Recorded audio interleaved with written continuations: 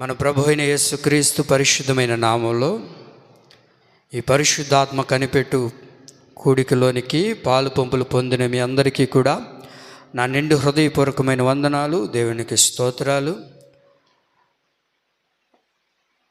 మీ కొరకు ప్రార్థన చేస్తూ ఉన్నప్పుడు, వాక్యం చదువుతూ ఉన్నప్పుడు నాకు ఒక మాట బాగా నచ్చింది. ఆ మాటను మనం చదువుకుందాం. యెషయా గ్రంథం, అందరు బైబిల్ తీసి చూడండి. యెషయా గ్రంథం 32వ అధ్యాయం 13వ వాక్యాన్ని చదువుకుందాం. యెషయా గ్రంథం 32వ అధ్యాయము 13వ వాక్యాన్ని మనం గమనించినట్లయితే, నా జనుల భూమిలో ఆనందపురములోని ఆనంద గృహములన్నిటిలో ముండ్ల తొప్పలు బలి రక్కాసి చెట్లును పెరుగును. మరొకసారి నా వైపు చూడండి, నేను చదువుతున్నాను.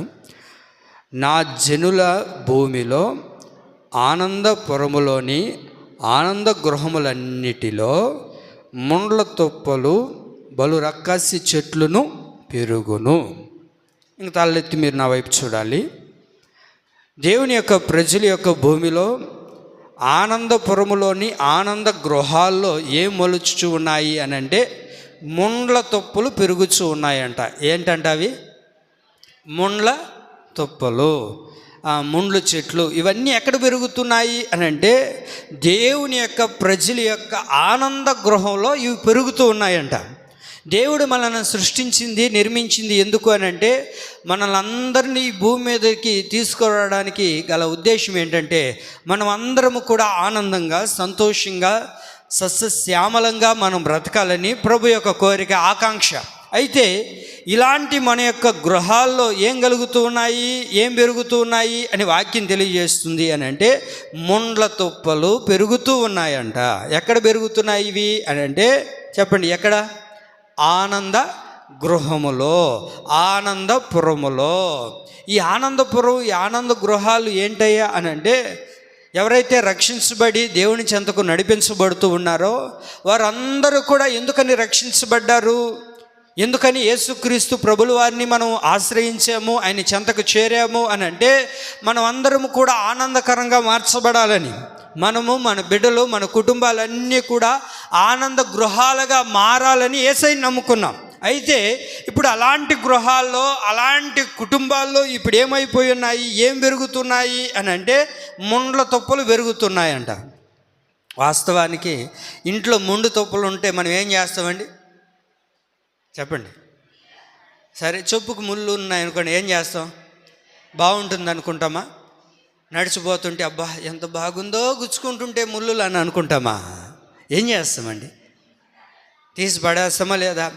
అట్లాగే మన కాలుకు కూడా ముళ్ళు గుచ్చుకునేది అనుకోండి, ఏమనుకుంటాం? బాగుందిలే, హాయిగా ఉందిలే అని అనుకుంటామా? ఆ ముళ్ళని తీసివేయడానికి సాధ్యమైనంత వరకు ఆ ముళ్ళని తీసేస్తాం. అట్లాగే ఈ ఆనంద గృహంలో ఏం పెరుగుతున్నాయి ఈ రోజున అని అంటే, ముండ్ల తొప్పలు పెరుగుతూ ఉన్నాయంట. ఎవరు గృహాల్లో పెరుగుతున్నాయి అని అంటే ఏమని రాస్తారు అక్కడ? నా జనుల భూమిలో. అనగా దేవుని యొక్క బిడ్డల యొక్క గృహాల్లో ఆనందకరంగా ఉండవలసిన పరిస్థితులు ఈ రోజున ఏమైపోయినాయి అని అంటే, ముండ్ల తొప్పలు పెరుగుతూ ఉన్నాయి. ముండ్లు ఎక్కడ చూసినా ప్రతి గృహాల్లో ఆనందకరంగా ఉండవలసిన కుటుంబాలు, సంతోషకరంగా ఉండవలసిన కుటుంబాలు, ఆనందమయముతో నడిపించబడాల్సిన కుటుంబాలు ఈ రోజున ఏమయ్యాయి అని అంటే, ముండ్ల తొప్పులతో నింపబడిపోయాయి. కొన్ని కుటుంబాల్లో ముండ్ల తొప్పులు పెరుగుతూ ఉన్నాయి, ముండ్ల చెట్లు పెరుగుతూ ఉన్నాయి. ఇంతకీ ఈ ముండ్ల తొప్పులు ఎక్కడి నుంచి వచ్చాయి, ఈ ముండ్ల చెట్లు ఎక్కడి నుంచి వచ్చాయి అని మనం బాగా ఆలోచించాలి. వాస్తవానికి దేవుడు ఏ గృహాలుగా ఉండాలని ఆశపడుతున్నాడు? మనం అందరం కూడా ఆనంద గృహము, ఆనందపురమైన ఆనంద గృహాలుగా ఉండాలని ప్రభు మనల్ని కోరుకుంటూ ఉంటే, ఈ మధ్యలో ఏమైంది అని అంటే, ముండ్ల తొప్పలు పెరిగాయి. ఏం పెరిగాయి? ఇది చాలా ప్రాముఖ్యమైనది. ఈరోజు మన అంశం ఏంటంటే, ఏమండి, ముండ్లు. ఈ ముండ్ల తొప్పులు కొన్ని కుటుంబాల్లో పెరుగుతున్నాయి. నేను బైబిల్ చదువుతున్నప్పుడు అసలు ఈ ముండ్ల తొప్పులు ఎందుకు వచ్చాయి? ఆనంద గృహం కదా. ఒక ఇల్లు కట్టుకునేది ఎందుకు అమ్మా? ఒక ఇల్లు ఎందుకు కట్టుకుంటాం? ఆనందకరంగా ఉండాలనే కదా, ఆనందమయంగా ఉండాలనే కదా. మరి అలాంటి కుటుంబాల్లో ముండ్ల తొప్పులు పెరిగితే బాగుంటుందని అనుకుంటామా? మరి ఈ ముండ్ల తొప్పులు ఎక్కడి నుంచి వచ్చాయి, ఈ ముండ్ల తొప్పులు ఎక్కడి నుంచి పెరిగాయి అని బైబిల్లో మనం ఒకసారి గమనించగలిగితే ఆదికాండం 3వ అధ్యాయము 18వ వాక్యాన్ని మనం చదువుకుందాం. ఈ ముండ్ల తొప్పులు ఎక్కడి నుంచి వచ్చాయి, ఈ ముండ్లు ఎక్కడి నుంచి ప్రారంభించబడ్డాయో మనకు బాగా బైబిల్లో కనబడుతుంది. ఆదికాండం 3వ అధ్యాయం 18వ వాక్యాన్ని మనం చదువుకోగలిగితే చదవండి. అది ముండ్ల తొప్పులను గచ్చ పొదలను నీకు మొలిపించును. అంటే అప్పటి వరకు ముండ్ల తొప్పులు లేవనేగా, అవునా కదండి? అప్పటి వరకు ముండ్ల తొప్పులు లేవనేగా. ఇప్పుడు ఏమై ప్రారంభించబడ్డాయి? ముండ్ల తొప్పులు ప్రారంభించబడ్డాయి. ఇవి ఎప్పుడు ముండ్ల తొప్పులు ప్రారంభించబడ్డాయా అని మనం బైబిల్లో బాగా ఆలోచించగలిగితే, ఎప్పుడైతే దేవుని ధిక్కరించి దేవుని మాటకు వ్యతిరేకించబడి దేవుని మాటకు లోబడక ఉన్న పరిస్థితుల్లో ఇప్పుడు ఏం జరిగింది? ముండ్ల తొప్పులు పెరగడం ప్రారంభించబడి, దేవుడు ఆదాము హవ్వల్ని సృష్టించిన తర్వాత వారు ఇరువురిని కూడా ఎలా ఉండమన్నాడు దేవుడు? ఏమండి, సంతోషంగా ఆనందంగా ఉన్న కుటుంబం అది. ఏ రోజు కూడా సమస్యలు అంటే తెలియదు, కన్నీరంటే తెలియదు, ఇబ్బందులు అంటే తెలియదు, అప్పులు బాధలు అంటే తెలియదు, ఫైనాన్షియల్ అంటే తెలియదు, డోక్రా తెలియదు, ఏమీ తెలియని పరిస్థితుల్లో ఆనంద సంతోష గానాలతో నడిపించబడుతున్న అద్భుతమైన కుటుంబం. ఈ కుటుంబం ఎలాంటిదయ్యా అని అంటే, ఇందాక మనం చదువుకున్నాం కదా, ఎలాంటి గృహం అంటే అది ఆనంద గృహము. ఈ ఆనంద గృహం అనబడుచున్న ఈ కుటుంబంలో ఏం చెలరేగింది అని అంటే, ముండ్ల తొప్పులు ప్రారంభించబడ్డాయి. అయ్యా, ముండ్ల తొప్పులు ప్రారంభించబడ్డానికి గల కారణం ఏంటి అని అంటే, ఎప్పుడైతే వారు దేవుని మాట వినకపోయారో, దేవుని మాట లెక్క చేయకుండా దేవుని మాటకు వ్యతిరేకంగా ఎప్పుడైతే మార్చబడి ఏమండి సాతాను మాట వినడం ప్రారంభించబడ్డారో ఆ రోజు ప్రారంభించబడింది ముండ్ల తొప్పులు. మీరు బాగా వినండి, ముండ్ల తొప్పులు ఎప్పుడు ప్రారంభించబడ్డాయి? మన కుటుంబాలు కూడా ఆనంద గృహాలుగా ఆనందమయంగా ఉండాలనే దేవుడు ఆశపడుతున్నాడు. అప్పుడప్పుడు మన కుటుంబాల్లో ఈ ముండ్ల తొప్పులు ఎగబడి వస్తూ ఉంటాయి, ముండ్ల తొప్పులు మొలుస్తూ ఉంటాయి. ఎందుకు మొలుస్తున్నాయో ఒకసారి మీరు ఆలోచించాలి. ఎందుకు మొలుస్తున్నాయో తెలుసా? ఎప్పుడైతే దేవుని మాట మనం వినమో, ఎప్పుడైతే దేవుని ప్రక్కన పెడతామో, దేవుడు మాకు వద్దని ఎప్పుడైతే అనుకుంటామో, అప్పుడు ఏం మొలవడం ప్రారంభించబడతాయి? చెప్పాలి, ఏం ప్రారంభించబడతాయి? ముండ్ల తొప్పులు అక్కడ పెరగడం ప్రారంభించబడతాయి. దేవుడు మాకొద్దు, దేవుడు మాకు అక్కర్లేదు, దేవుడి మాట ఏంటి మేము వినేది, వాక్యం మాకు అవసరం లేదు, మాకు ఇష్టం వచ్చినట్లుగా బ్రతుకుతాం అని ఎప్పుడైతే మనం ముందుకు అడుగు వేస్తామో వెంటనే ఆనంద గృహాల్లో ఏం మొలవడం ప్రారంభించబడతాయి తెలుసా? ముండ్ల తొప్పులు ప్రారంభించబడతాయి. ముండ్ల తొప్పులు ప్రారంభించబడతాయి. అయ్యా, ముండ్ల తొప్పులు ప్రారంభించబడితే ఏమవుతుంది అని బైబిల్లో మనం బాగా ఆలోచించగలిగితే, దేవుని ప్రియులారా, ఎప్పుడైతే మన దైనందిన జీవితాల్లో ముండ్లు ప్రారంభించబడతాయో ఆనందాన్ని పోగొట్టుకుంటాం, ఏమండి ఆశీర్వాదాన్ని పోగొట్టుకుంటాం, సంతోషాన్ని పోగొట్టుకుంటాం. మన దైనందిన జీవితాల్లో అన్ని శ్రమలు ప్రారంభించబడతాయి. బాగా వింటున్నారా? ఏ రోజు కూడా ఆదాము హవ్వల యొక్క జీవితాల్లో ఏమండి ఆ పై వచనాల్లో మీరు ఎప్పుడైనా గమనించండి, ఆ తర్వాత అధ్యాయంలో ఏమండి అంతకుముందు జరిగిన జీవితంలో ఎక్కడైనా గమనించండి, మాకు కష్టాలు వచ్చాయి, ఇబ్బందులు వచ్చాయి, శ్రమలు కలిగాయి అని ఏ రోజునైనా వారు ఇరువురు మాట్లాడినట్లుగా బైబిల్లో రాయబడలేదు. కారణం ఏంటయ్యా అంటే, వారు ప్రతిదినము దేవుని యొక్క స్వరాన్ని వింటూ ఉన్నారంట. దేవునికి మహిమ కలుగును గాక. ఎవరి స్వరాన్ని వింటున్నారు? దేవుని స్వరాన్ని విన్నంత వరకు ఆనంద గృహంగానే ఉన్నాయి, ఆనందమయంగానే నడిపించబడుతున్నారు. అయితే ఎప్పుడైతే దేవుని స్వరాన్ని వినకుండా వేరొక స్వరాన్ని విన్నారో ఆ కుటుంబంలో ఏం మొలిచింది? ఇప్పుడు అమ్మా చెప్పండి, ఏం మొలిచాయి? అక్కడ ముండ్ల తొప్పులు మొలవడం ప్రారంభించబడ్డాయి, ముండ్ల చెట్లు ప్రారంభించబడ్డాయి. ఇది వారికి ఎలా ఉనింది? ఆనంద గృహంగానే ఉనింది, సంతోష గృహంగానే నడిపించబడుతుంది. ఎప్పుడైతే వేరొక స్వరాన్ని విన్నారో, వినకూడని స్వరాన్ని విని జీవితాన్ని పాడు చేసుకొని, తినకూడని పండుని తిని ఏమండి జీవితాన్ని పాడు చేసుకున్న వెంటనే వారి దైనందిన జీవితాలు ఏమైపోయిందో తెలుసండి, ముండ్ల తొప్పులు ప్రారంభించబడ్డాయి. ఇప్పుడు దేవుని స్వరం లేదండి వారి జీవితాల్లో, దేవుని సన్నిధి లేదు వారి దగ్గర. దేవుని నుంచి దూరం అయిపోయారు. దేవుని నుంచి దూరం అయిపోయి ముండ్ల తొప్పులతో నడిపించబడుతుంది వారి బ్రతుకు.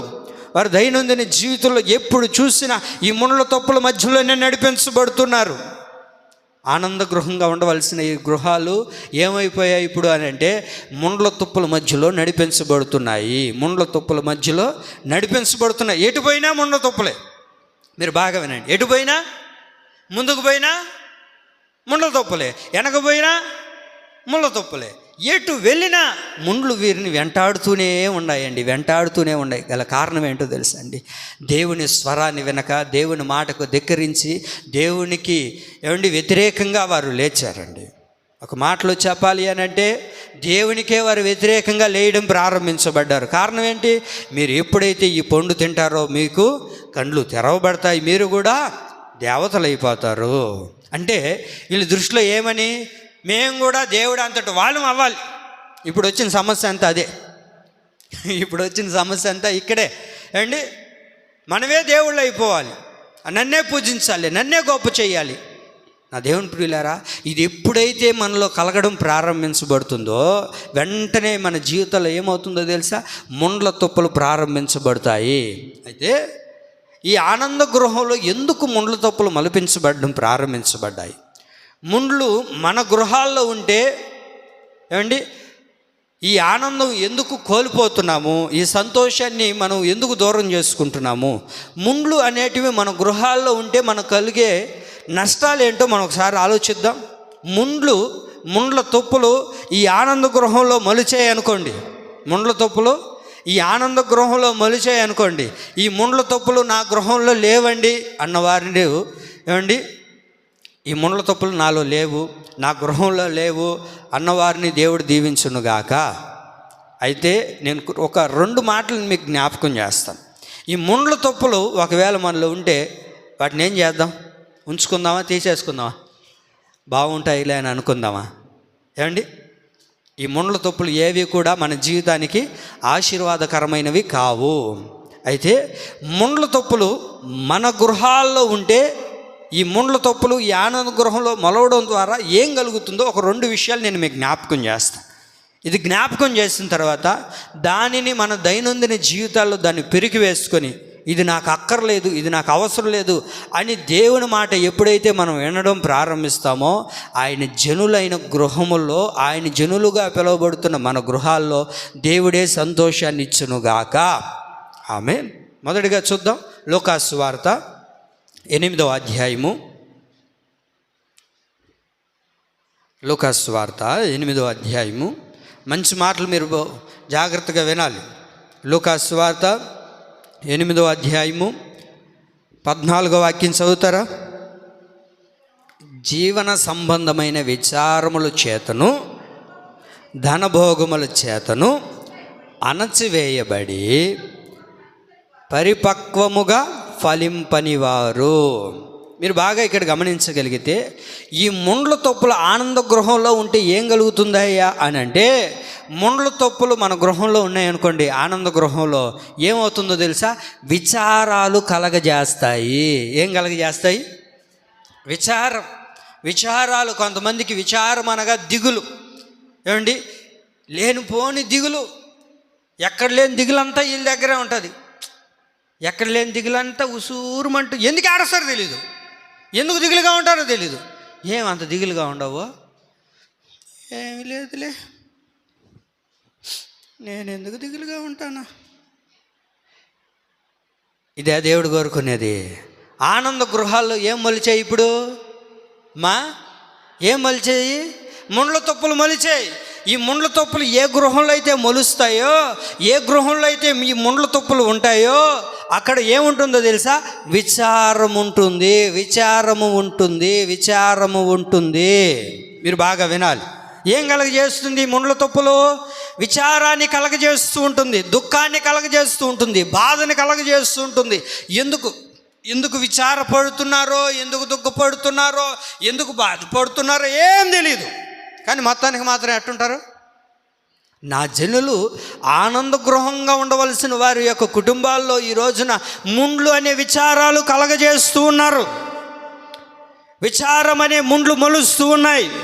దానిని తీసివేసుకోకుండా అక్కడే కూర్చొని ఉన్నారు, అక్కడే నిలబడి ఉన్నారు. ఆ దేవుని ప్రియులారా, ఈ విచారాలన్నీ ఏమైపోవాలి తెలుసా అండి? తొలగిపోయే వారిగా మనం బ్రతకాలి. ఆ విచారాల మధ్యనే కూర్చొని ఉండకూడదు. ఏమవుతుందో, ఏం జరుగుతుందో, ఎందుకు అన్నట్లుగా ఉండకూడదండి. ముండ్ల తప్పులు ఎక్కడైతే ఉన్నాయో అక్కడ ఏమున్నాయి? జీవన సంబంధమైన విచారముల చేత, ధనభోగముల చేతను అణచివేయబడి. ఎందుకు అణచివేయబడుతున్నావు ఈ రోజున? ఎందుకు అణచివేయబడుతున్నారు ఈ రోజున చాలామంది అని అంటే విచారముల చేతంట. ఎందుచేతంట అమ్మా? ఏ విచారాలు ఇవి? జీవన సంబంధమైన విచారాలు. ఎలా బ్రతకాలి, ఏం చేయాలి, ఎలా పోషించాలి, కుటుంబాన్ని ఎలా తీసుకువెళ్ళాలి. చూస్తేనేమో ఇటుపక్క బిడ్డలు ఉన్నారు, ఇటుపక్క కుటుంబం ఉంది, ఇటుపక్క ఏమో అప్పులు ఉన్నాయి. ఇవన్నీ తట్టుకోలేకపోతున్నానే చాలామందికి ఈ రోజున ఏమైపోతుంటుందంటే ఏంటిది? తలనొప్పి. ఏమండి? విచారం. ఎందుకు ఆలోచిస్తున్నారో తెలీదు. కారణం ఏంటంటే హృదయంలో జీవన సంబంధమైన విచారాలు.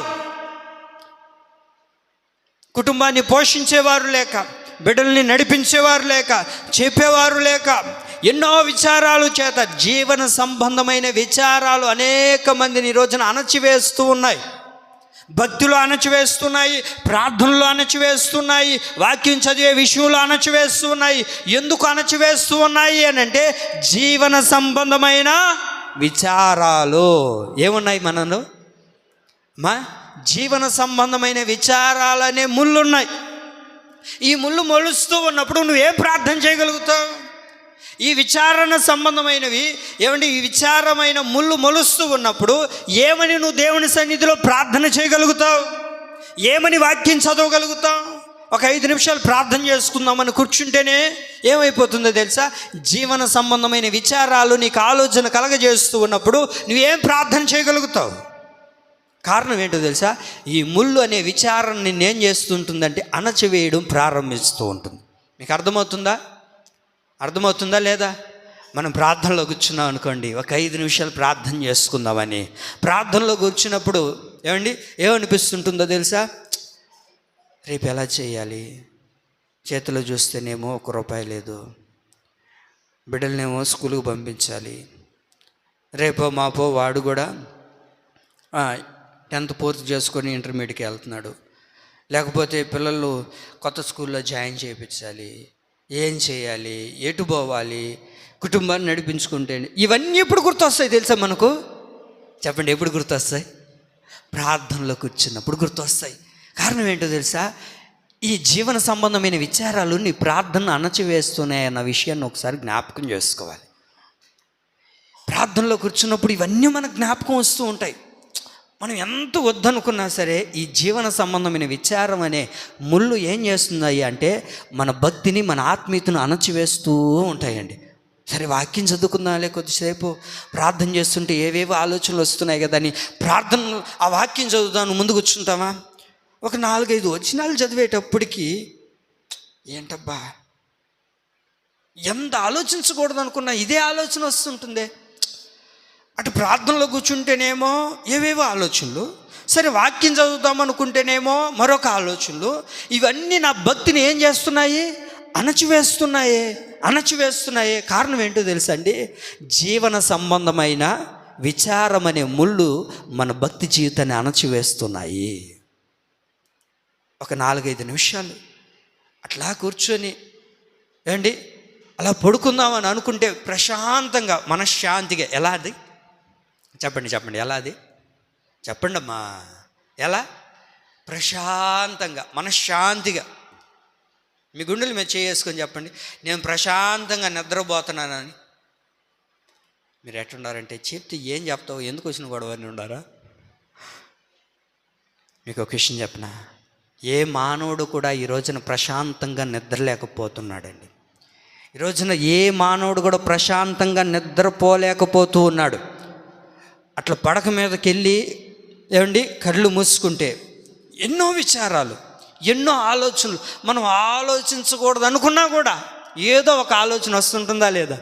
ఏమండి, ఏదో ఒక ఆలోచన మామూలుగా ఉన్నప్పుడు ఆలోచనలే, పని చేసేటప్పుడు ఆలోచనలే, తినేటప్పుడు ఆలోచనలే, ప్రార్థన చేసేటప్పుడు ఆలోచనలే, నడిచేటప్పుడు ఆలోచనలే, ప్రతి విషయంలో ఆలోచన వస్తుంది. అట్లా ప్రశాంతంగా పడుకుందాంలే అని అనుకుంటే కూడా ఏమవుతుంది?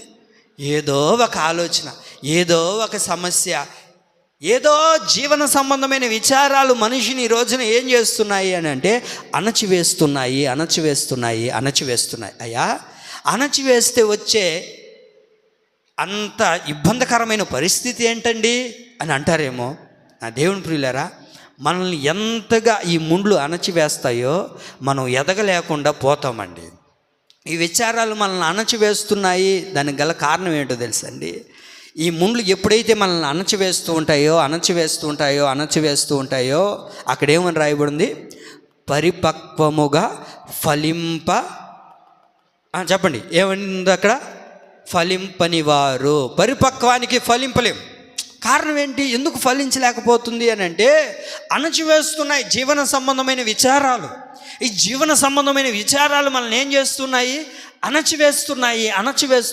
అణచివేస్తున్నాయండి. ఈ జీవన సంబంధమైన ఆలోచనలు నీ ఆత్మీయతనే కాదు అణచివేసేది, ఈ బాహ్య జీవితాన్ని కూడా అణచివేస్తున్నాయన్న విషయాన్ని మనం ఆలోచించాలి అండి.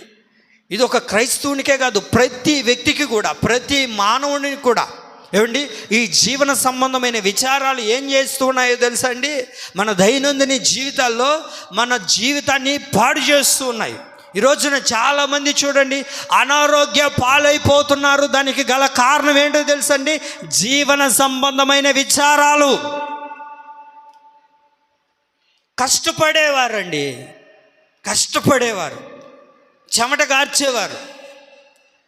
చెమట గారుస్తూ కష్టపడుతూ అసలు ఇంకా వాళ్ళకి ఏది అక్కర్లేదు, ఎక్సర్సైజులు అక్కర్లేదు, వాకింగ్లు అక్కర్లేదు, ఏమండి జిమ్ములకి వెళ్ళాల్సిన అక్కర్లేదు, ఇవేవి అక్కర్లేకుండా అంత కష్టపడుతూ ఉంటారు.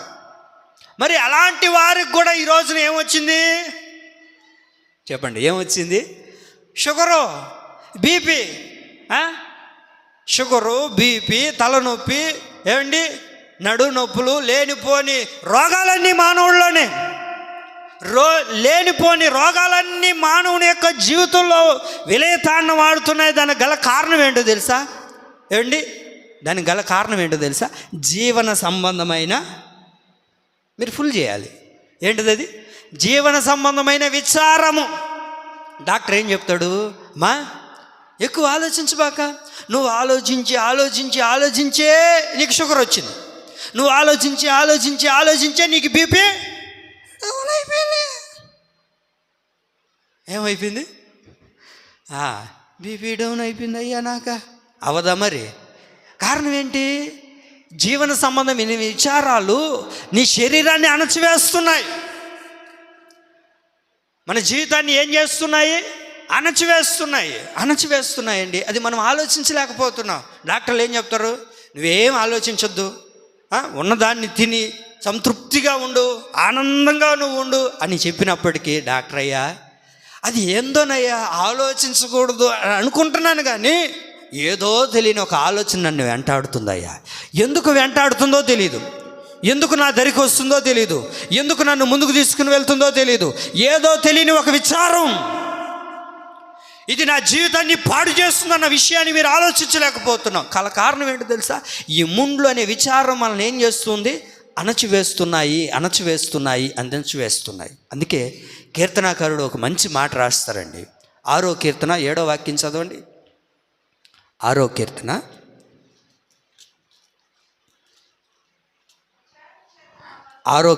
7వ వాక్యం. విచారము చేత నా కనులు గుంటలు పడుచున్నవి, నాకు బాధ కలిగించు వారి చేత అది విచారముల చేత నా కన్నులు ఏమైపోయాయి? గుంటలు పడిపోయి ఉన్నాయి. ఎందుకు విచారము? జీవన సంబంధమైన విచారాలు మన కన్నులను ఏం చేస్తున్నాయి? గుంటల్ని కలగజేస్తున్నాయి. చూడండి ఏమండి, ఈ విచారము చాలా ప్రమాదకరమైనది అండి. ఈ విచారాన్ని నువ్వు ఎంత తీసివేసుకోవాలన్నా, ఎంతకు తొలగించుకోవాలన్నా, ఎంత దూరం చేసుకోవాలన్నా అది వెంటనే నీ దరికి వచ్చి నీ జీవితాన్ని పాడు చేస్తూ ఉంటుంది. ఈ విచారం అనే ముళ్ళు నిన్ను ప్రతిదినం ప్రతి నిమిషం నిన్ను గుచ్చుతూనే ఉంటుంటుంది. నిన్నేం చేస్తుంటుంది? గుచ్చుతూనే ఉంటుంది, పొడుస్తూనే ఉంటుంది. కారణం ఏంటో తెలుసా? జీవన సంబంధమైన విచారం. ఏంటిది ఇది అమ్మా? జీవన సంబంధమైన విచారం నిన్నేం చేస్తుందో తెలుసండి. ఈ ముళ్ళు, విచారం అనే ముళ్ళు ప్రతిరోజు నిన్ను గుచ్చుతూనే ఉంటుంది. ఒకవేళ అన్న ఒక 2 రోజులు పనికి పోకుండా ఇంట్లో కూర్చొని ఉన్నాడు అనుకోండి, ఇబ్బంది లేదు. ఇప్పుడు ఏం జరుగుతుంది 3వ రోజు? చెప్పండి అండి. ఇంట్లోనే కూర్చోండి అంటే యాడ సాగుతుందా? పనులు ఎక్కడున్నాయండి? పనులు లేకపోతే నేను పోను, నాకు ఆరోగ్యంగా ఉంటే నేను పోను, ఒళ్ళు సహకరించట్లేదే అని చెప్పేవాళ్ళు కొంతమంది అయితే, పనులుంటే నేను ఎందుకు వెళ్ళను అని చెప్పేవారు మరికొంతమంది అయితే, ఒళ్ళు సహకరించట్లేదు, ఏదో తెలియని ఒక అనారోగ్యం నన్ను వెంటాడుతుంది కాబట్టి నేను పోలేకపోతున్నాను అని. నువ్వు పోలేకపోతే ఇల్లు ఎట్ట గడవాలా? ఇవి చెప్పినప్పుడు మానవుడికి ఏమనిపిస్తుంటుందో తెలుసా? ఈ జీవన సంబంధమైన ముళ్ళు మనల్ని ఏం చేస్తుంటుంది? అణచివేస్తూ ఉంటుంది.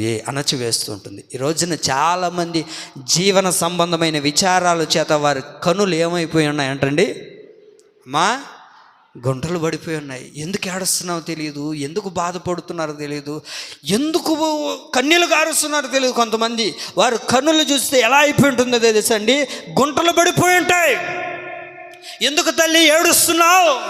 ఎందుకన్నా బాధపడుతున్నావు? ఎందుకు కన్నీరు గారుస్తున్నావు అంటే, అయ్యా ఈ జీవన సంబంధమైన విచారాలు నన్ను అణచివేస్తున్నాయి, నా కుటుంబాన్ని ఎలా ముందుకు కొనసాగించుకోవాలో తెలియట్లేదు.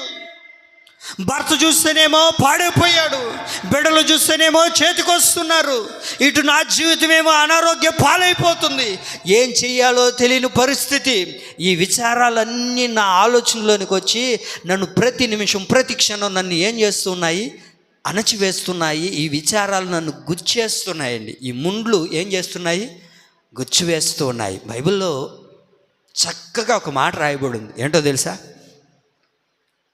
యేసుక్రీస్తు ప్రభులు వారు పలుకుతున్న మాట అది. మార్తా, మార్తా, ఎందుకని నీవు విచారపడుతున్నావు? చదువుతారా మీరు ఆ మాటను?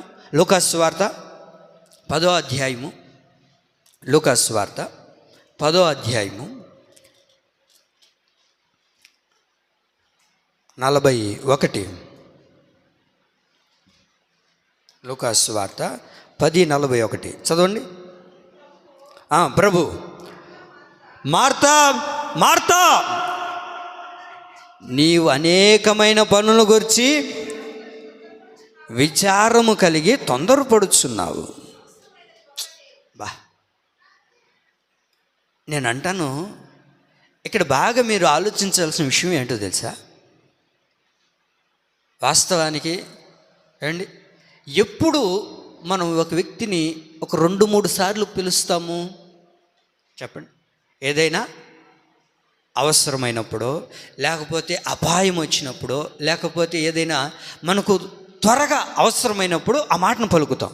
వాస్తవానికి మార్తా ఏమో దూరంగా ఏమి లేదు, యేసయ్యకు సమీపంగానే ఉంది. కానీ మార్తా యొక్క దైనందిన జీవితంలో ఏం కలిగింది అక్కడ అని అంటే, ఏం కలుగుతుంది చెప్పండి? ఏం కలిగింది అక్కడ? విచారము. చూసారా? నీవు అనేకమైన పనులు గూర్చి విచారము కలిగి తొందరపడుచున్నావు. ఈ విచారం అనే ముళ్ళు నేను ఏం చేస్తుంటుందో తెలుసండి? తొందరపాటు చేస్తూ ఉంటుంది. ఈ విచారం అనే ముళ్ళు ఏం చేస్తుంటుందని అంటే, మనల్ని తొందర పెడుతూ ఉంటుంది. మనల్ని ముందుకు ఏదో చేయాలి, ఏదో సాధించాలి, ఏదో పొడి చేయాలి. ఏమండి, మన వాళ్ళు అప్పుడప్పుడు చెప్తుంటారు కదా, ఏదో పొడవడానికి పోయినా ఏం పొడిచావురా, ఏమీ లేదే. కారణం ఏంటో తెలుసా? ఏదో సాధించడానికి వెళ్ళాడు. కానీ ఈ విచారాలు ఏం చేస్తున్నాయి అంటే, తొందరపాటు వల్ల పడిపోయేటట్లుగా చేస్తున్నాయండి.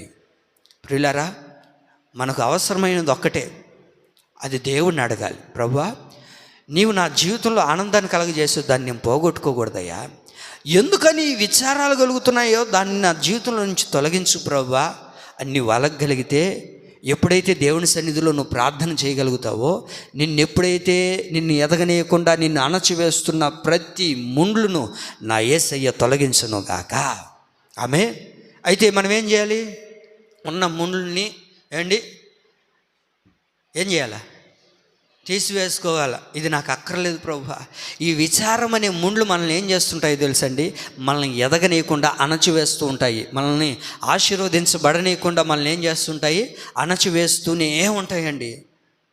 ఎంత ప్రమాదకరమో కదా ఈ ముండ్లు. మనం ఆలోచించాం. కొన్నిసార్లు ఒక ముళ్ళు మనల్ని గుచ్చుకుంటే పెద్దలు ఏమన్నారో తెలుసండి? చెప్పండి, ముళ్ళుతోనే తీయాలంట. మరి అలాంటి పరిస్థితుల్లో ఉన్నప్పుడు ఈ విచారం అనే ముండ్లు నిన్ను గుచ్చుకుంటున్నప్పుడు నువ్వేం చేయాలో తెలుసా? దేవుని చెంతకు వచ్చి, ప్రభువా, ఈ జీవన సంబంధమైన ముండ్లు నన్ను అణచివేస్తున్నాయా, నా ఆత్మీయ జీవితాన్ని ఎదిగింపజేయట్లేదు, నా శరీరాన్ని ఎదిగింపజేయట్లేదు. ఈ ముండ్లు నన్ను ఏం చేస్తున్నాయి? రోజు రోజుకి నన్ను అణచివేస్తున్నాయి ప్రభువా అని నీవు దేవుని సన్నిధిలో మొరపెట్టడం ప్రారంభిస్తే, దేవుడు వెంటనే ఆనంద గృహంలో ఉన్న ప్రతి ముండ్లను నా దేవుడు పెక్కలించునుగాక. ఆమేన్. కాబట్టి మనం ఏం చేయాలి? ఆ ముండ్లు ఏవున్నాయో జీవన సంబంధమైన ముండ్లను తీసివేసుకోవడం మనం ప్రారంభించబడగలిగితే, మన ఆత్మీయ జీవితంలో కానివ్వండి, ప్రతి విషయంలో మనం ఎదగడం ప్రారంభించబడతాం. ఈ రోజున మనం ఎదగకుండా పోవడానికి గల కారణం ఏంటంటే, ఈ జీవన సంబంధమైన ముండ్లే మనల్ని అణచివేస్తున్నాయి. ఈ జీవన సంబంధమైన ముండ్లు మనల్ని ఏం చేస్తున్నాయండి? అణచివేస్తున్నాయి, మనల్ని త్రొక్కివేస్తూ ఉన్నాయి, మనల్ని పాడు చేస్తూ ఉన్నాయి. మనం ఎంత ఎదగాలనుకుంటున్నా, మనం ఎంతగా దేవునిలో ముందు కొనసాగించాలనుకుంటూ ఉన్నా సరే, ఈ ముండ్లు మనల్ని ప్రతిదినం ప్రతిరోజు మనల్ని ఏం చేస్తున్నాయి?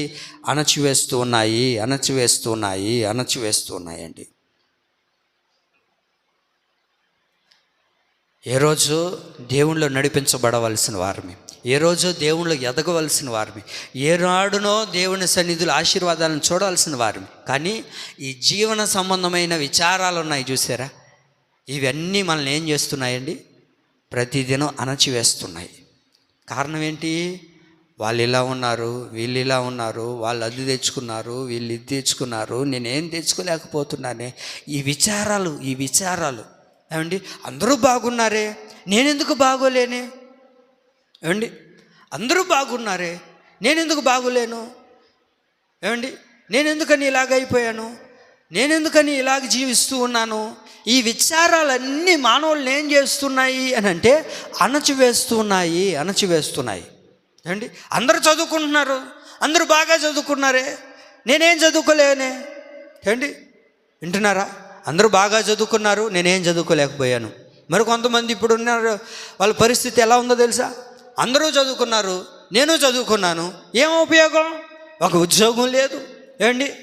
ఒక ఉద్యోగం లేదు, ఓ మంచి పని లేదు, ఓ చేతి పని లేదు, ఏమీ లేని విచారంలో చాలామంది ఈ జీవన సంబంధమైన విచారాల చేత పాడైపోతున్నారండి, నలిగిపోతున్నారు. దేవుని ప్రియులారా, ఏ విచారం నీకు అక్కర్లేదండి. నీ ఆనంద గృహంలో దేవుడు ఇంకా సమృద్ధి అయిన ఆనందాన్ని ఇవ్వాలని ప్రభు ఆశపడుతున్నాడు. కనుక ఈ జీవన సంబంధమైన విచారాలన్నిటిని మనం ఏం చేయాలి? దేవుడిని అడగాలి. ప్రభువా, ఈ ముండ్ల చెట్లను తీసిపారేవి ప్రభువా, నా భక్తిని, నా ఆత్మీయ జీవితాన్ని ఇవి నన్ను అణచివేస్తున్నాయి ప్రభువా అని నీవు దేవుడిని అడగగలిగితే, ఏ విచారం చేత అయితే నువ్వు బాధపడుతున్నావో, ఏ జీవన సంబంధమైన విచారాలు నీ కుటుంబాల్లో ఏలుబడి చేస్తున్నాయో అవన్నీ నా దేవుడు తొలగించునుగాక, నా దేవుడు నిన్ను ఎదిగించునుగాక. మన గృహాల్లో ఏముంది ఇప్పుడు చెప్పండి? ఏముంది? ముండ్ల తొప్పులే. ఆ ముండ్ల తొప్పులు ఏం కలగజేస్తున్నాయి? విచారం. ఏమండి? ఏం విచారపడద్దండి. సంఘం ఏమైపోతుందో, కుటుంబం ఏమైపోతుందో, లేకపోతే నా జీవితం ఏమైపోతుందో, ఈ విచారాలు నీకు అక్కర్లేదు. ప్రభు అన్నారు కదా అక్కడ, మార్తా ఎందుకు విచారపడుతున్నావు? ఇదే పేరు మనకు అనుభవించుకొని, ఏమండి, నన్ను దేవుడు పిలుస్తున్నాడు ఈ రోజున. ఎందుకు నువ్వు విచారపడుతున్నావు? మనకు అక్కరైనది ఒకటే, అదేంటో నువ్వు గుర్తెరుగు. దాని కొరకు నువ్వు ప్రాకులాడు, దాని కొరకు నిలబడడం ప్రారంభించు. అంతేగాని ఏవేవో విచారాల చేత నీ ఆత్మీయ జీవితాన్ని, నీ హృదయాన్ని నువ్వు పాడు చేసుకోవద్దు. ఆ విచారాల చేత నువ్వు కృంగిపోవద్దు, నలిగిపోవద్దు, వేసారిపోవద్దు. ఏ రోజున ఏం జరగాలో అది దేవుడికి తెలుసు. అలాగ దేవుడు జరిపిస్తాడు కదా, ఏమండి? అంతేగాని ఏవేవో ఆలోచన చేత, ఏవేవో విచారాల చేత వీటన్నిటి కోసం మనం దిగులు చెందాల్సిన అక్కర్లేదండి. ఎందుకనంటే జీవన సంబంధమైన విచారాలే ఈ రోజున మానవుడిని కృంగదీసేస్తున్నాయి, అణచివేస్తూ ఉన్నాయి. ఏం ఆలోచించగాకండి, ఏ రోజుడిది ఆ రోజు చాలు. ఎప్పుడు ఏం జరుగుతుందో తెలియదు. చూసారా మీరు 2 రోజులు నిన్న ఈరోజు చూసారా వార్తలు? అక్కడక్కడ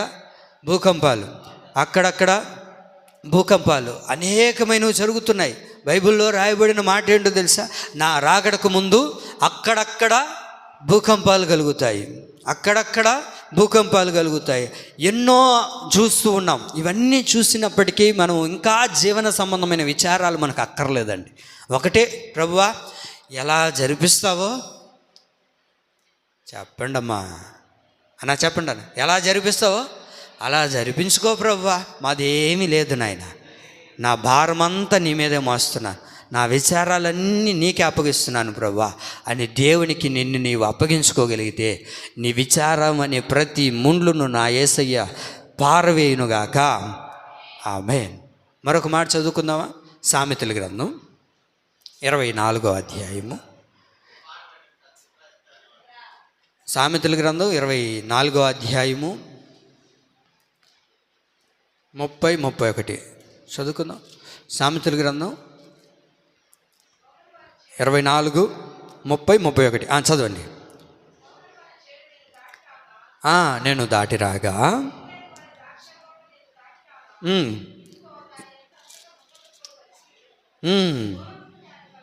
చాలండి.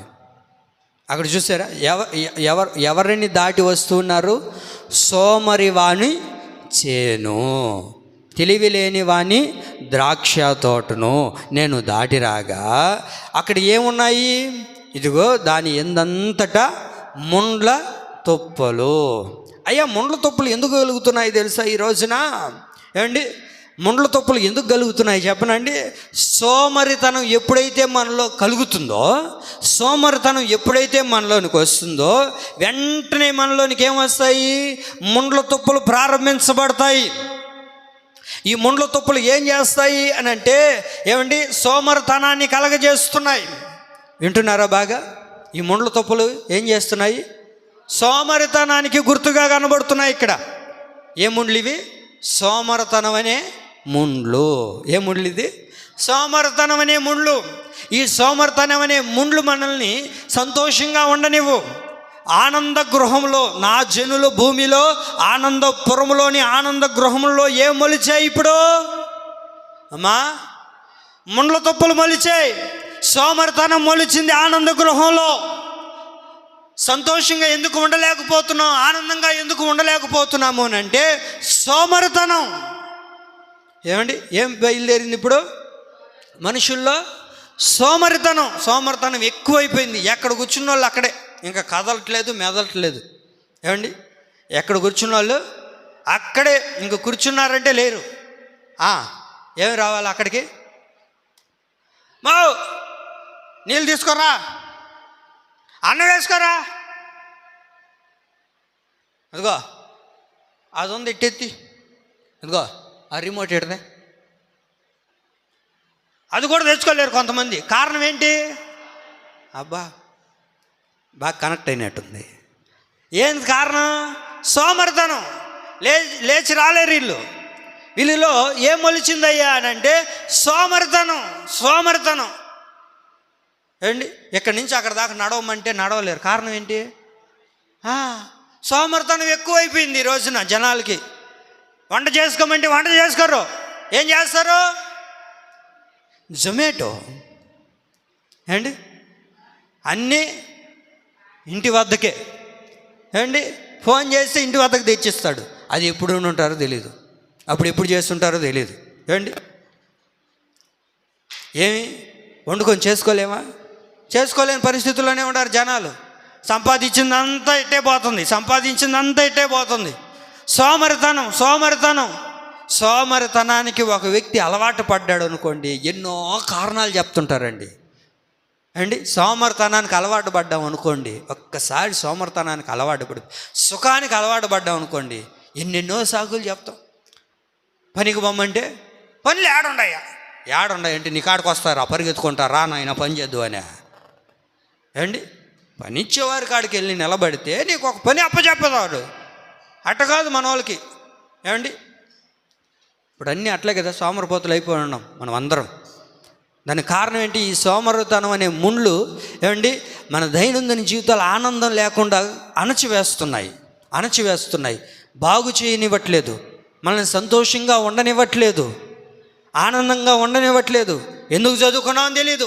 ఎందుకు చదివినారా? ఏం చదివినావురా? ఐటీ. ఏం చదివినావురా? డిగ్రీ. ఏం చదివినారా? బీకామ్. ఏం చేస్తున్నావురా? తాపి పనికి పోతున్నా. ఏం చేస్తున్నావురా? ఏం జాబ్ రాలా, చూస్తూ సర్చ్లో ఏం చేస్తున్నాడు అంటే ఈయన సర్చింగ్లోనే ఉంటాడు. ఇంకా ఎంతసేపు సర్చ్తోనే ఉంటావా జీవితాంతం? చదువుకున్న దానికైనా ఉద్యోగం, చిన్న ఉద్యోగం చేయకూడదు? ప్రైవేట్స్లో చేసి ఎవడు కొడతాడు నిన్ను? కారణం ఏంటంటే సోమరితనం. ఏం బయలుదేరింది ఇల్లు?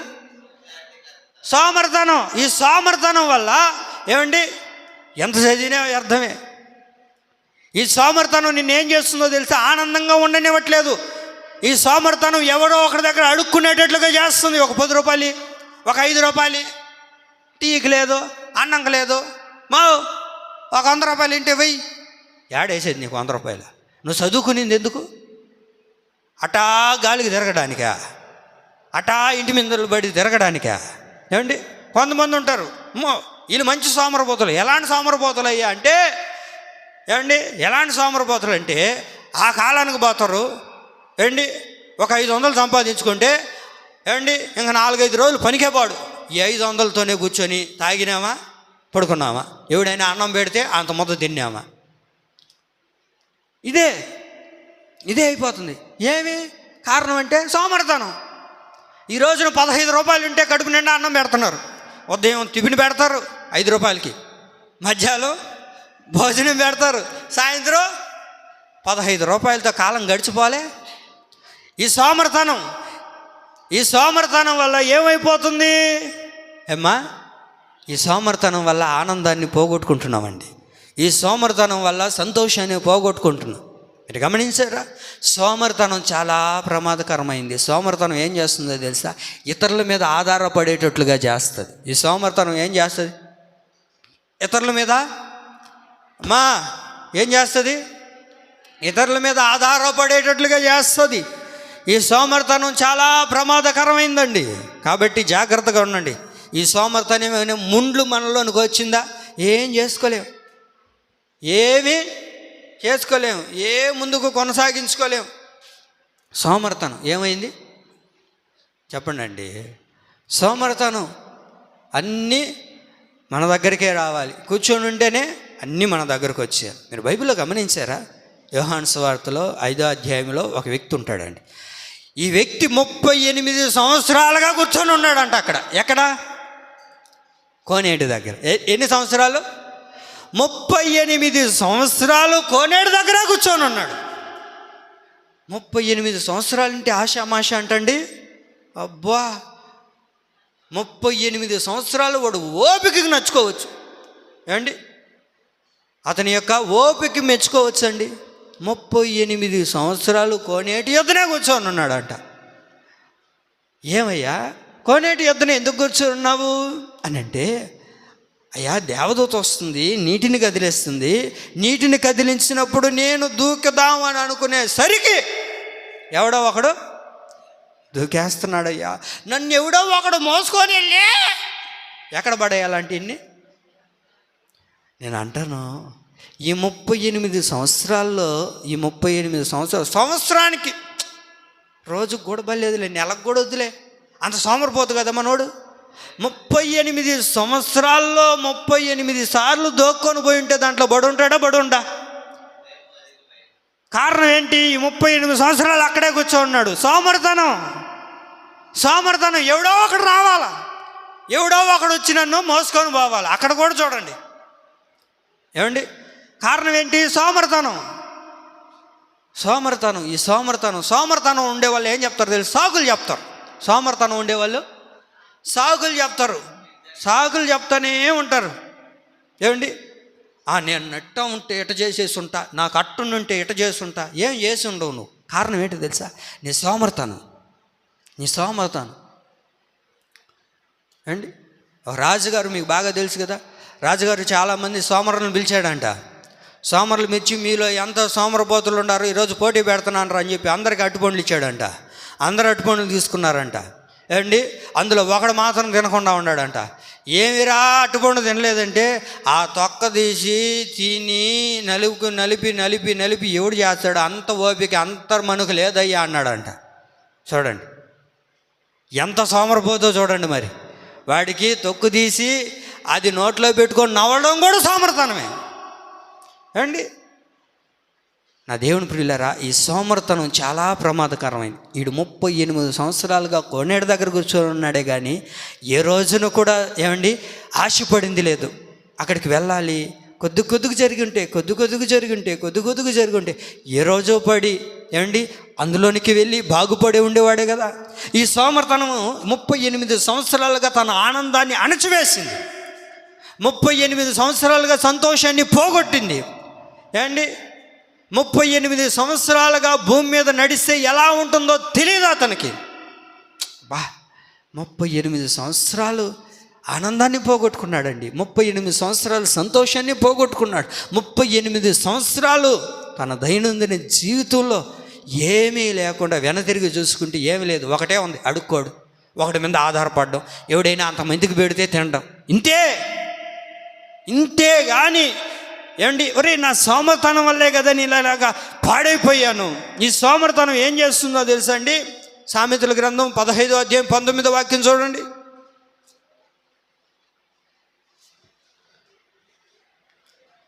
15వ అధ్యాయం 19వ వాక్యం. సోమరి మార్గము ముళ్ళ కంచె. చాలండి, సోమరి యొక్క మార్గం ఎలా ఉంది? ముళ్ళ కంచెలాగా ఉంది. వాడు ఏ మార్గంలో పోవాలనుకున్నా ఎలా ఉంటుంది? అది ముళ్ళ కంచెలాగే ఉంటుంది. ఏదైనా పనిలో చేరాడు అనుకోండి, స్థిరంగా ఉండడు. కారణం ఏంటి? సోమరితనం. అక్కడ పని బాగలేదు, అక్కడ ఎక్కువ పని చెప్తున్నారు, అది నాకు నచ్చలేదు, ఈ పనిలో చేరుతాను అంటాడు. సరే, ఇక్కడ పనిలో చేరాడు అనుకోండి, ఈ పని మార్గం ఎలా ఉంటుంది? వీడికి ముళ్ళ కంచెలాగే ఉంటుంది. ఎక్కడికి వెళ్ళినా ఏమండి, ఒకటి కింద మనం పని చేస్తున్నప్పుడు ఒక అధికారి తిట్టడా, ఒక అధికారి అడవడా, ఒక అధికారి దండించడా? వాడికి ఎలా ఉంటుంది? ఆ మార్గం ఎలా ఉంది? ముళ్ళ కంచెలాగే అనిపిస్తుంటుంది, కష్టంగా ఉంటుంది, ఇబ్బందిగా ఉంటుంది. కారణం ఏంటంటే వాడెవరు? సోమరి. ఎవరు వాడు? సోమరికి ఏ మార్గంలో వెళ్ళినా, ఏ డ్యూటీకి వెళ్ళినా, ఏ పని చేయాలనుకున్నా అది ఎలా ఉంటుందంటే కష్టంగా అనిపిస్తుంటుందండి. ఎందుకో తెలుసండి, దానికి అలవాటు పడిపోయాడు. ఆ సోమరితనానికి అలవాటు పడిపోయి ఒకడి మీద ఆధారపడి వీళ్ళు చూడండి, కొంతమంది ఉంటారు, అబ్బో ఈ సోమరితనం ఎలాగ పని చేస్తుంటుందంటే ఈ రోజులు చాలామంది 2 రోజులు పరిచయం కాకూడదు. 2 రోజుల్లో ఎవరో ముక్కు మొహం తెలియని ఒక వ్యక్తి పరిచయం అయ్యి ఉండడండి. 2 రోజులు అయి ఉండదు, సరిగ్గా గట్టిగా 2-3 రోజులు అయి ఉండదు. 4వ రోజుకు ఫోన్ చేసే, అన్నా ఎట్టుండవో బాగుండవు, ఏందోనా ఏ పని దొరకట్లేదా, ఒక 500 ఉంటే ఇవ్వకూడదా, ఫైనాన్స్ కట్టుకోవాలా, ఒక 500 ఉంటే ఇవ్వకూడదా, ఇంట్లో ఏం గడవట్లేదు, పిల్లకాయలు అన్నం కూడా లేదు, కూరలకు కూడా లేదు, నేను 2 రోజుల్లో పనికి పోయేసిన తర్వాత ఇస్తాను. అదేదో ఇప్పుడు బాగూడదు. ఒకడు అడుక్కోవాల్సిన అక్కరేంటి? అవునా కదా? సక్రంగా పనిచేయరు, సక్రంగా ఒక దాంట్లో ఉండరు. ఏమండి, అన్నిటికీ ఏం చెప్తుంటారు? సొడ్లు పెడుతుంటారు. అది ఇట్టుంది, ఇది ఇట్టుంది, ఇది ఇట్ట బాగలేదు, ఇది ఇట్టుంటే బాగుంటు, అన్నీ మనకు అనుకూలంగా ఏముండవండి. సోమరి అన్నీ ఏం చేస్తుంటాడు? ముళ్ళు కంచెలాగే చూస్తుంటాడు, అన్నీ ఇలా ఉన్నాయని అనుకుంటూ ఉంటాడు. ఏమండి, ఈ సోమరి ఏ మార్గంలో వెళ్ళినా ఎలా అనుకుంటుంటాడు చెప్పండమ్మా? ముళ్ళ కంచె అనుకుంటుంటాడు. ఈ సంఘంలోకి వస్తే ముళ్ళ కంచె అనిపిస్తుంది, ఇంకొక సంఘంలోకి వెళ్ళినా ఏ సంఘానికి వెళ్ళినా వాడు సామరిపోతు కనుక ఏ మందిరం కూడా ఎలా ఉంటుంది అతనికి? ముళ్ళ కంచిలాగే అనిపిస్తుంది. కారణం ఏంటో తెలుసా అండి? కారణం ఏంటో తెలుసా? వాళ్ళు ఏముందో తెలుసా అండి? సోమరితనం. ఏముంది వాళ్ళు? సోమరితనం. దేవుడు ఎవడు సామర్థ్యాన్ని బట్టి వాడికి ఏం చేశాడు? తలాంతులను ఇచ్చాడా లేదా? ఇచ్చిన తర్వాత వాడు వాడుకోకపోగా ఏం చెప్పాడు? అయ్యా నువ్వు చాలా చెడ్డవాడివి కాబట్టి నీ తలాంతు నీ దగ్గరే ఉంచుకో అని చెప్పిన తర్వాత దేవుడు అన్న మాట ఏంటో తెలుసా? సోమరివైన చెడ్డదాసుడా, సోమరివైన చెడ్డదాసుడా, నేను నిన్ను నమ్మే కదా నీకు ఒక రక్షణ భాగ్యాన్ని ఇచ్చాను. నేను నిన్ను నమ్మి కదా నీ కొరకు నేను రక్తాన్ని చిందించి రక్తాన్ని దారబోసి నీవు రక్షించబడి అనేక మందిని యేసయ్య మార్గంలోనికి నడిపిస్తావని నేను నిన్ను తీసుకొని వస్తే నువ్వేమైపోయావు? ఈ రోజున సోమరితనంతో కూర్చొని ఉన్నావు. ఏమండి? సోమరితనంగా మార్చబడ్డావు. అవునా కాదంటారా? అవునంటారు కాదంటారు? చెప్పండి, చదవండి మీరు ఆ మాటను. మత్తయి సువార్త 25-26 వాక్యంలో. మత్తయి సువార్త 25-26.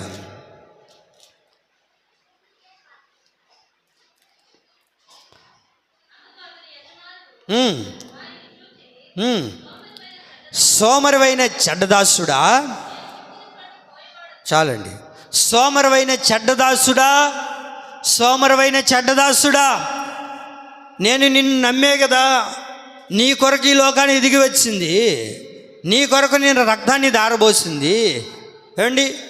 ఇంతగా దేవుడు మన కొరకు ప్రాణాన్ని పెట్టి పరిశుద్ధతను అనుగ్రహించిన దేవుడికి మనం ఏం చేయగలుగుతున్నామండి? సోమరితనంతోనే నడిపించబడుతున్నాం, సోమరులుగానే మార్చబడ్డాం. దేవుడు ఒక తలాంతిని ఇచ్చినప్పుడు దాన్ని నువ్వు వాడుకోగలుగుతున్నావా? చెప్పండి అండి, ఏం తలాంతులు ఉన్నాయి చెప్పండి మీలో? గుర్తు రావట్లేదు కదా? మీరు ప్రారంభంలో యేసయ్యని నమ్ముకున్నప్పుడు, బాప్తిసం తీసుకునేటప్పుడు మీరు ఏది ఎక్కువగా చేస్తున్నారు ఇంటికి వెళ్ళిన తర్వాత జ్ఞాపకం చేసుకోండి. మీకు అర్థమైందా? మనం ప్రారంభంలో చర్చికి వచ్చేటప్పుడు బాప్తిసం తీసుకున్న కొత్తల్లో మనం ఏది ఎక్కువగా చేస్తున్నాం? అదే నీ తలాంతు. ఒక వ్యక్తి రక్షించబడి బాప్తిసం పొందుకొని సంఘంలో చేర్చబడిన ప్రారంభ దినాల్లో ఒక వ్యక్తి ఏది ఎక్కువగా చేస్తున్నాడో అది దేవుడు అతనికి ఇచ్చిన తలాంతు. ఒకరు ప్రారంభంలో ఎలా ఉంటారో తెలుసండి? ప్రార్థన ఎక్కువ చేస్తుండేవాళ్ళు. ఏది? ప్రార్థన అనే తలాంతు కొంతమందికి అయితే, మరి కొంతమందికి పరిచర్య అనే తలాంతు ఉండేది. ఎప్పుడు? ప్రారంభంలో. మరి కొంతమందికి పాటలు పాడే తలాంతు, మరి కొంతమందికి సంఘానికి సహకరించే తలాంతు. ఇలాంటి తలాంతులు ప్రారంభంలో మనకున్నాయి. ఇప్పుడు ఏమయ్యాయి? గుంట తీసి జాగ్రత్తగా ఎట్టయిన పోతాయేమని చెప్పి ఏం చేసేదాన్ని చెప్పండి అండి? ఏం చేస్తున్నాం తెలుసా? దాన్ని దాచిపెడుతున్నాం. ఎలాగో తెలుసా? సోమరిలాగా. మీకు ఒక విషయం తెలుసా? మీరందరూ కూడా చేస్తుంటారేమో, నేను కూడా చేశాను. మీరు చిన్నప్పుడు చేశారా లేదా? ఏంటో తెలుసా? చిన్నప్పుడు ఈ ఊడిపోయేటివి. ఆ ఊడిపోయినప్పుడు మనం ఏం చేసేవాలి? గుంట తవ్వి దాన్ని బూడ్చి పెడితే డబ్బులు దొరుకుతుంది. అవునా కదా? ఇది మనం చేసామా లేదా? మీరు ఎప్పుడైనా చేశారా? నేనైతే చేశాను. మీరు చేశారు ఎప్పుడైనా? అండి, చిన్నప్పుడు ఈ పొల్లు కానీ బూడ్చి పెడితే, గుంట తవ్వి బూడ్చి పెడితే చక్రాన్న చేసావా ఎప్పుడైనా? చిన్నప్పుడు ఏం దొరుకుతుంది? అప్పుడు ఏంటంటే చాలా గొప్ప, మనకు ₹1 పావల అనా పైసలు ఇవన్నీ మా రోజుల్లో ఉండేటివి. ఈ రోజుల్లో లేవు. మీరు ఎట్టున్నారు? అది దొరుకుతుందేమో అని ఆశ. మీరు ఎప్పుడైనా గమనించారా? అది బూడ్చిపెట్టినప్పటికీ ఏనాడు కూడా ₹1 దొరికింది లేదు. ఇప్పుడు కూడా దొరకల. ఆ పొన్నెట పోయిందో. మన తలాంతులను కూడా మనం అలాగే చేస్తున్నామండి. దాన్ని ఏం చేస్తుంటాము అని అంటే తవ్వి బూడ్చిపెట్టేస్తున్నాం. ఒక ప్రార్థన అనే తలాంతు దేవుడిస్తే దాన్ని ఏం చేస్తున్నాం? పూడ్చిపెడుతున్నాం. ఎందుకంటే జాగ్రత్తగా ఉంటుందని. పాటలు పాడే తలాంతు ఉంది, పాడాలా లేదా? నువ్వు హిందీలో పాడు, ఇంగ్లీష్లో పాడు, మలయాళంలో పాడు, కన్నడలో పాడు. ఎవడికమ్మా? నాకు కావాలా? నన్ను మెప్పించాలా? ఎవరిని మెప్పించాలి? నువ్వు ఎవరిని ఆరాధిస్తున్నావు? ఎవరు ప్రార్థన చేస్తున్నావు? ఎవరు పాటలు పాడుతున్నావు? యేసయ్య గురించే కదా. మరి పాడాలా లేదా? అవునా కదండి? ఒకప్పుడు ఎలా పాటలు పాడుతుండే వాళ్ళమి, ఎలా ప్రార్థన చేస్తుండే వాళ్ళమి, ఎలా దేవుళ్ళు ఎదిగింపబడుతుండే వాళ్ళమి, అయ్యో ఎంతగా ఉండేవాళ్ళమి. ఈ రోజున ఎందుకు అది లేకుండా పోతుందంటే సోమరితనం. ఏమైంది అది? సోమరితనం. ఈ సోమరితనాన్ని మనం తీసివేసుకోవాలండి. ఈ సోమరితనం ఏంటో తెలుసా? ఈ సోమరితనం అనే ముండ్లు మనల్ని ఏం చేస్తుంటాయో తెలుసా? అణచివేస్తుంటాయి. మనల్ని సంతోషంగా ఉండనివ్వు, ఆనందంగా ఉండనివ్వు. మనల్ని ప్రతిదినం అణచివేస్తూనే ఉంటుంది. కాబట్టి ఈ ఆనంద గృహంలో, ఆనందపురములో ఉన్న ముండ్ల పొదలను పెరగనివ్వకుండా దాన్ని మనం ఏం చేయాలా? తీసి పారవేసుకోవాలి. ఈ ముండ్లు మనలో ఉంటే, మన గృహాల్లో ఉంటే, ఈ ముండ్లు ఏం చేస్తూ ఉంటాయో తెలుసా? విచారాల్ని కలగజేస్తుంటాయి, సోమరతనాన్ని కలగజేస్తాయి. కాబట్టి ఈ ఆనంద గృహంలో, ఆనందపురమైన ఆయన దేవుని బిడ్డల యొక్క గృహాల్లో ఈ ముండ్ల పొదలన్నీ తీసివేయబడునుగాక. మనమందరము దేవుని స్వరాన్ని విని దేవుని మాట విందుముగాక. తద్వారా ఆనందాన్ని ప్రభు మనకు ప్రసాదించునుగాక. ఆమేన్. ఈ కొద్ది మాటలు ప్రభు మన వెనుకల్లో స్థిరపరచునుగాక. ఆమేన్. మోకరిద్దాం, ప్రార్థన చేసుకుందాం.